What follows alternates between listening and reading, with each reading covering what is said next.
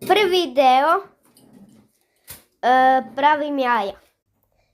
I evo sada čekamo da se ulje malo greje, pa ćemo da stavimo jajca, pa hleba. Prvo morate da stavite čašu na hleba, da napravite krug ili sa nožem. To ću vam uskoro pokazati.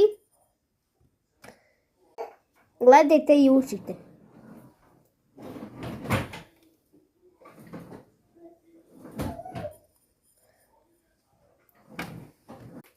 Evo ga drugi.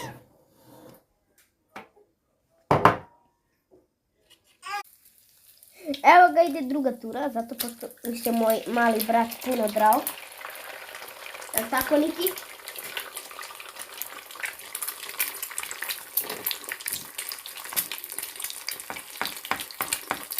Znači gledajte i učite kako pravim.